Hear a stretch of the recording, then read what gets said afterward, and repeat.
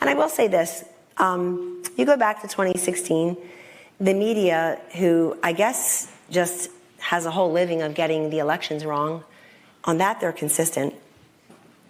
They couldn't get enough of Donald Trump and Kellyanne Conway during the election. Can you promise that the president will tell the truth tonight? Will he tell the truth? Yes, Jim, and can you promise that you will? I will. The whole truth absolutely. and nothing but the truth, so help you God? I'm not. Am I allowed to mention God to you? Facts problem like you do. No, but that, Jim, I know that's a cheat. Make sure that goes viral. Okay. Just when we need the media's help to tell the country what's going on, to co-parent the White House and the mainstream media, to responsibly co-parent the country for 4 to 8 years. Kellyanne Conway, a seasoned political consultant and strategist, became a pivotal figure in American politics through her role as senior counselor to President Donald Trump from 2017 to 2020. Known for her sharp rhetoric and strategic insight, she often found herself in the spotlight, tackling some of the most contentious debates of the era. I'm very happy to have told the country that I work for the president. Seven promised to do it, only one did. 7 presidents promised to move. In a recent event at Harvard's Kennedy School, a student eager to challenge Conway's tenure in the Trump administration posed a pointed question. This encounter quickly turned into a masterclass in political rhetoric, as Conway dismantled the question with precision, leaving the audience in awe. The question was designed to corner her, but ended up exposing the student's lack of preparation and depth of understanding. Thank you very much for being here. My name is Jane Peterson. I'm a second-year MPP student here at the Kennedy School. And I wanted to ask, since the last time you've been here was in 2016, I wanted to ask a question about your job as a White House spokesperson. In that role, you said things that were often pretty audacious, often caused people to question things that they have seen with their own eyes. And so I'm curious, in that role, I was always wondering whether it was a survival response in what seemed like was a very chaotic White House. The student, identifying herself as Jane Peterson, attempted to scrutinize Conway's use of the term alternative facts, a phrase that had gained notoriety during her White House tenure. This phrase had long been a talking point for critics of the Trump administration, and the student believed she had found an opportunity to hold Conway accountable. Or was it a strategy? So was it strategy or was it survival? You know, all the bantering with journalists, the alternative facts. Was it strategy or was it survival? Do you know what alternative facts meant? I'm aware. Can you please explain it for us? So tell the person who uttered it on her third Sunday show the day looking into a blank camera and then immediately said what I meant.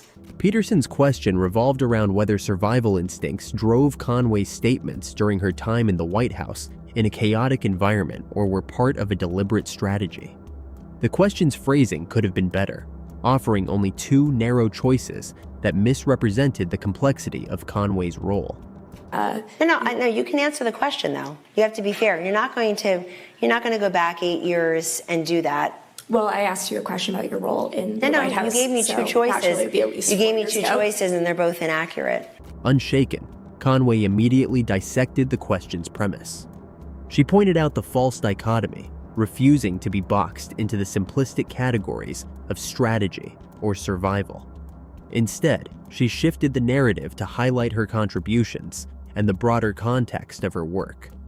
So, alternative facts, I'm assuming, mean... Oh, you're assuming. Go ahead.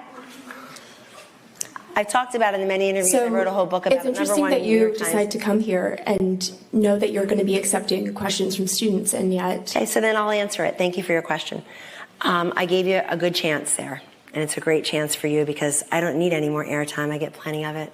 Conway began her response by addressing the infamous term, alternative facts.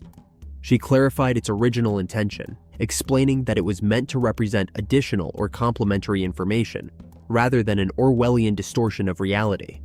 This explanation, while consistent with her previous statements, served as a springboard for a broader critique of the media and its handling of the Trump administration.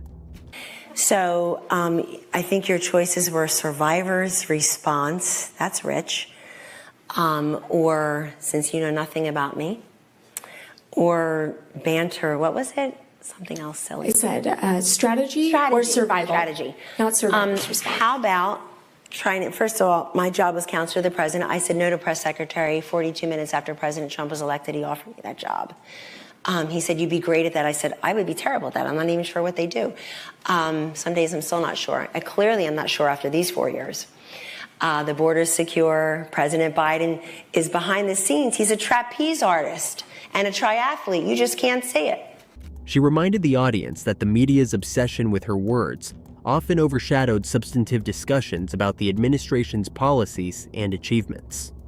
By redirecting the focus, Conway skillfully turned the moment into a reflection on the media's role in shaping public perception. So I hope you take these same concerns to the people who have lied to your face for 4 years in this administration, all the way to this crushing defeat of a sitting vice president who could have been the first female president of color in our nation's history, but instead had to eat and own all the lies that had been told by this administration. Alternative facts was very simple. Conway didn't stop at defending herself. She went on the offensive. She highlighted the achievements of the Trump administration, from tax reforms to foreign policy milestones like the Abraham Accords. These accomplishments, she argued, were often overshadowed by the media's fixation on controversies and sound bites. There's a whole chapter about it where I explain it. I don't defend it myself, I explain it. And if you want to be judged by 2 words in your life, it wouldn't take me much time to find those 2 words. But I don't do that. I don't look at people that way. Seti, I think we're going to have to go a little bit more deeply than me giving some advice on how people find common ground. I'm very proud that I was able to tell people what was going on in the White House. Her rhetorical strategy was clear: to pivot from the student's question to a larger narrative about the disconnect between the media's portrayal of the administration and its actual track record. This approach not only neutralized the question, but also allowed Conway to control the direction of the discussion. The student's attempt to challenge Conway inadvertently showcased the pitfalls of what Conway referred to as the woke mindset. The question was emblematic of a broader trend where individuals prioritize ideological alignment over critical thinking. Conway used this opportunity to critique the state of higher education, arguing that institutions like Harvard were becoming echo chambers for progressive ideologies.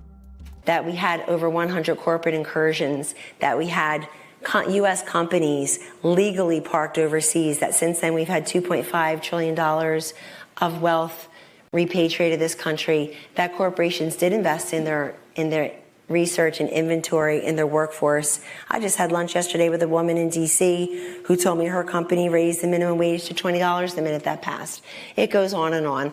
I'm very happy to have told the country. She emphasized the importance of fostering open dialogue and critical inquiry, contrasting it with the rigid dogma often associated with woke culture.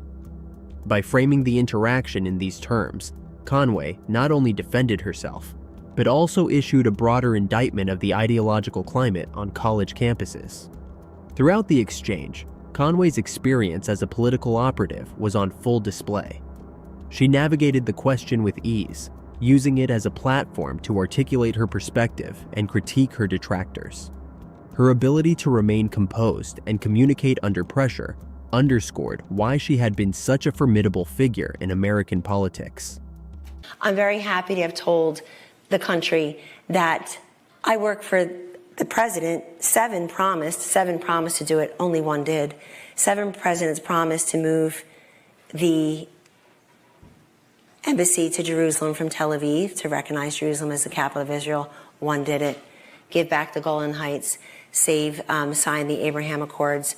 Very happy to announce a lot of trade deals. This interaction shows the value of experience and preparation. While the student may have had good intentions, she was clearly outmatched by Conway's depth of knowledge and rhetorical skills. The encounter between Conway and the Harvard student was more than just a moment of public discourse. It was a case study of the power of rhetoric and strategic communication. Conway's ability to turn a potentially hostile question into an opportunity to reinforce her narrative demonstrated the importance of preparation adaptability, and confidence. Here's what I do. I look at the full measure of people. And if the idea is to try to cut them down from one thing they said or one bad day they had or one article they wrote, then I wish you a much happier life than all that. For aspiring leaders and communicators, this exchange was a powerful reminder of the importance of mastering the art of persuasion. It also highlighted the risks of approaching complex issues with a simplistic or ideological lens. In the end, the students' attempt to challenge Conway backfired spectacularly. What was meant to be a moment of accountability turned into a showcase of Conway's rhetorical prowess and strategic thinking. I don't have an answer to a question that doesn't make a lot of sense to me, except to say you can read my book about alternative facts. You can listen to the many interviews I've given about it. It was never actually a different set of facts, and that's pretty obvious. So, and I will say this, you go back to 2016, the media, who I guess just has a whole living of getting the elections wrong, on that they're consistent. They couldn't get enough of Donald Trump and Kellyanne Conway during the election. The encounter left little doubt about why she had been such an influential figure in the Trump administration. This interaction also served as a broader commentary on the challenges of meaningful discourse in a polarized environment. It underscored the need for critical thinking and open dialogue, qualities that are increasingly rare in today's political and academic landscapes. So what do you think? Sure. Do you think Kellyanne Conway's critique of the woke mindset highlights a larger issue with ideological conformity in society, or is it simply a clash of political perspectives? Let us know in the comments below, and remember to leave a like and subscribe to our channel if you found this content valuable. See you in the next video.